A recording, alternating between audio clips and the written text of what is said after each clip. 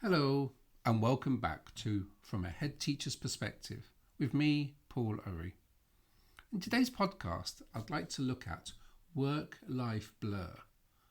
Why head teacher well-being isn't about balance, but boundaries. People often talk to me about work-life balance as though it's a thing head teachers can simply achieve if we try a little bit harder. It's like a seesaw. We can sit neatly astride if only we learn the right techniques. But honestly, in headships, there's no neat division line between work and life. They bleed into each other all the time.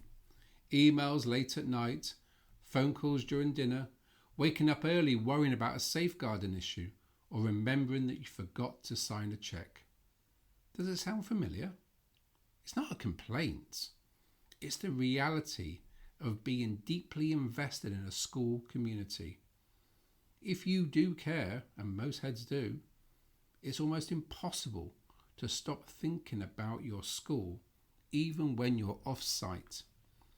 So maybe the idea of a perfect balance isn't the right goal for head teachers. Maybe what we really need is not balance, but boundaries. Balance implies something equal, as if your time, energy, thoughts and emotions can be split precisely between work and life in a pleasing equilibrium. But headship doesn't work like that. Even when you go home, your phone remains on in case of an incident. Even when you're watching TV, your mind drifts back to school staffing pressures or a child you're worried about. Even when you're on holiday, you still mentally drift. And part of this isn't just workload, it's about emotional investment. When you lead a school, you carry the people in it with you all the time. The child who's struggling at home, that member of staff who's exhausted and needs support, that parent that needs reassurance. How can you not think of them? So rather than beat ourselves up for not achieving this mythical balance, what if we asked a different question? What boundaries do we need to protect our well-being while acknowledging that headship is inevitably a life-encompassing role? Boundaries don't mean disengagement. First thing, it doesn't mean caring less. In fact, it's precisely because we care so much that we need boundaries to stop us burning out. Boundaries mean recognizing that not every email needs an instant reply. Not every evening should be consumed by work.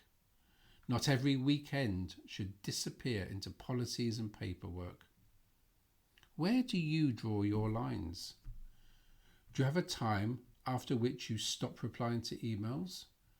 Do you give permission to say no sometimes, even to well-meaning staff, governors or parents? One of the hardest boundaries to maintain in headship isn't time, it's emotional space.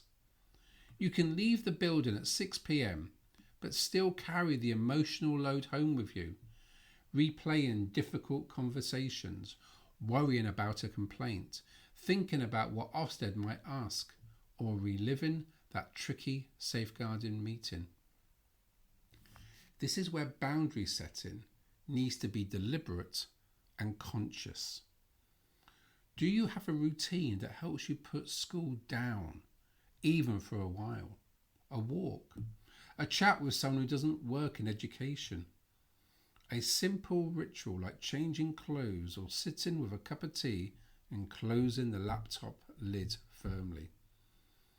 Boundaries aren't just about diaries. They're about emotional containment, giving yourself permission to rest, thinking about others, and feel like a person outside your role. Of course, even the best boundaries will sometimes fail. A crisis will happen in the evening.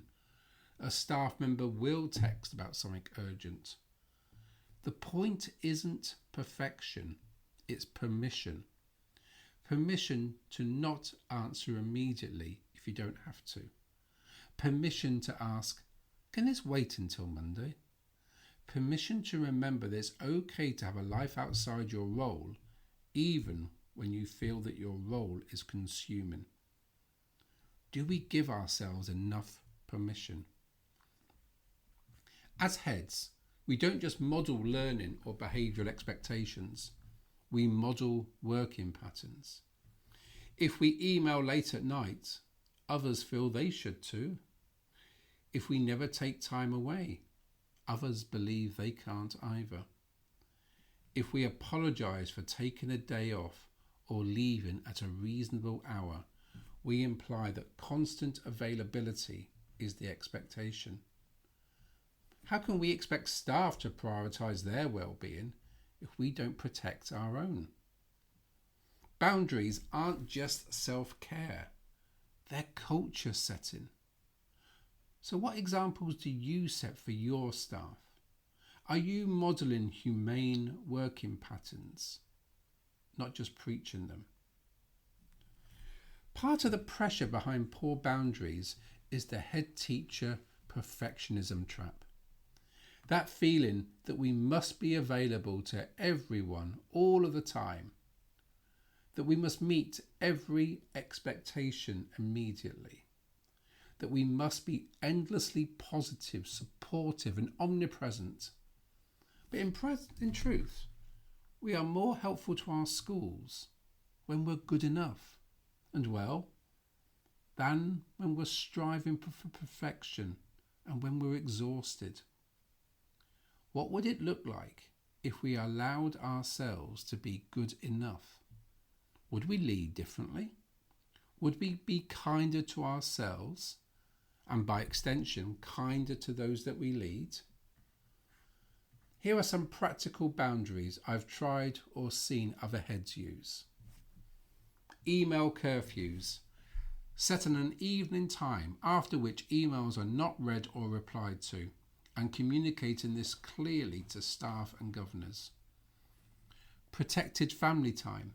A block of time at weekends when school matters are deliberately ignored.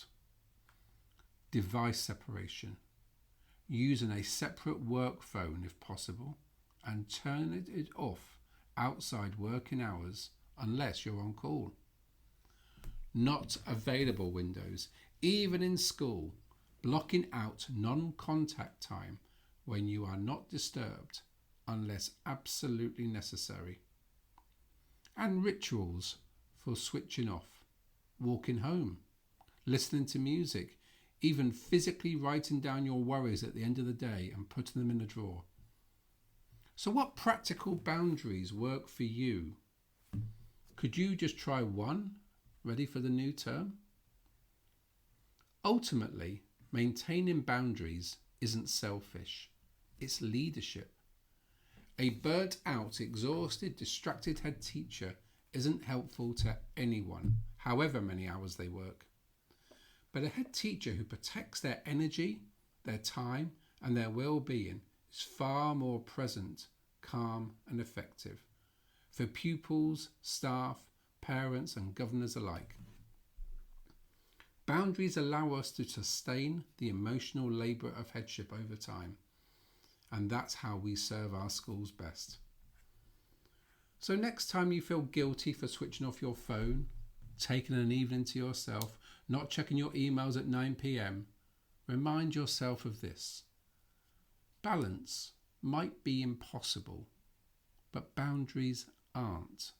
And boundaries protect not just you, but everyone who relies on you. Where will you draw your lines? Thank you for listening to this podcast. Please do comment, share and subscribe. Until next time, thank you and goodbye.